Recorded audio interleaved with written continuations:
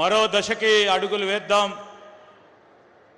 అని మన గౌరవ ముఖ్యమంత్రి గారు ఈనాటి ముఖ్య అతిథి మన నాయకులు రేవంత్ రెడ్డి గారి నాయకత్వంలో వేదికపై ఆసీనులైన వారితో పాటు గౌరవ శాసన సభాపతి ఈ ప్రాంతవాసులు గౌరవనీయులు గడ్డం ప్రసాద్ గారికి అదేవిధంగా గౌరవ డిప్యూటీ చీఫ్ మినిస్టర్ గారు బట్టి విక్రమార్క గారికి సహచర గౌరవ మంత్రివర్గ సోదరులు పొంగులేటి శ్రీనివాసరెడ్డి గారికి ఈ ప్రాంతానికి సంబంధించిన గౌరవ శాసన సభ్యులు మల్రెడ్డి రంగారెడ్డి గారు అదేవిధంగా గౌరవ పార్లమెంట్ సభ్యులు వేం నరేందర్ రెడ్డి గారు గౌరవ పార్లమెంట్ సభ్యులు అనిల్ యాదవ్ గారు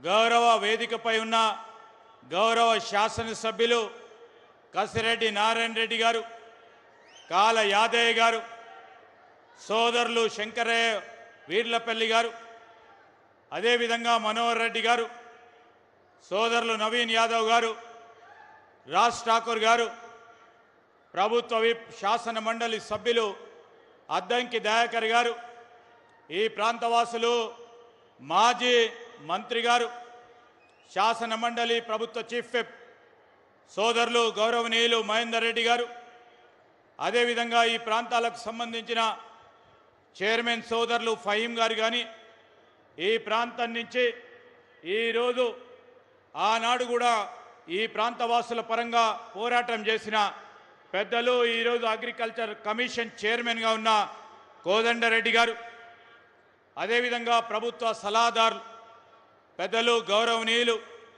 సీనియర్లు సుదర్శన్ రెడ్డి గారు చైర్మన్లు సోదరులు చల్ల నరసింహారెడ్డి గారు జ్ఞానేశ్వర్ గారితో పాటు ఈరోజు ఈ ప్రాంతానికి సంబంధించి సోదరులు కేఎల్ఆర్ గారు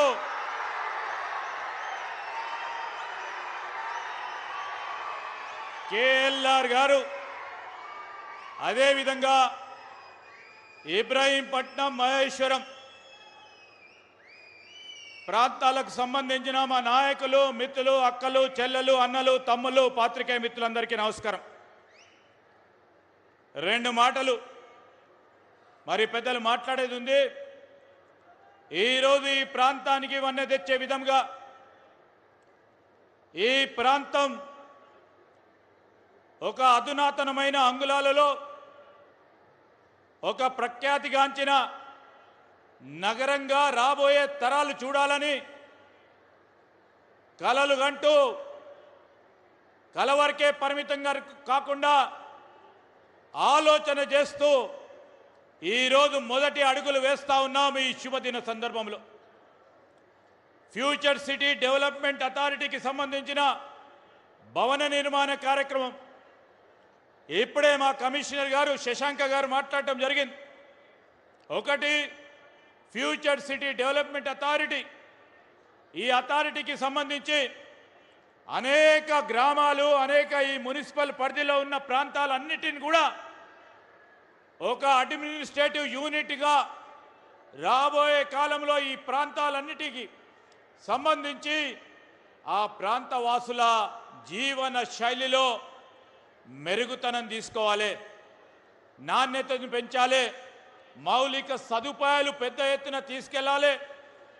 ఇక్కడ కావాల్సిన రోడ్లు కానీ ఇక్కడ కావాల్సిన మన డ్రైనేజ్ సీవరేజ్ విషయంలో కానీ త్రాగునీరు విషయంలో కానీ ఈరోజు ప్రధాన నగరాల్లో ఉంటున్న విధంగా ఈ ప్రాంతవాసులకు అందజేయాలని ముఖ్యమంత్రి గారి ఆలోచన మేరకు ఈరోజు ఫ్యూచర్ సిటీ డెవలప్మెంట్ అథారిటీ రేపు భారత్ ఫ్యూచర్ సిటీకి సంబంధించిన రాబోయే పరిశ్రమలు, కాలుష్యం లేని పరిశ్రమలు, ఈరోజు గ్రీన్ ఫార్మా సిటీగా ఎదగాలని ఆలోచన చేస్తూ ఉన్న ముఖ్యమంత్రి గారు ఆనాడు మాట చెప్పిన పెద్దలందరి ఆలోచన మేరకు ముందుకు నడుస్తూ ఉన్నాం. ఈరోజు ఈ ప్రాంతం ఈ విధంగా డెవలప్ చేయాలని ఈ ప్రాంతాలకు సంబంధించిన ఈ గ్రామాలకు సంబంధించిన మా అక్కలు చెల్లెలు అన్నలు తమ్ములు అందరూ కూడా మీరందరూ కూడా త్యాగం చేసి త్యాగానికి ఆనాటి ప్రభుత్వం సరి అయిన విధానంలో నష్టపరిహారం ఇయ్యలేదు.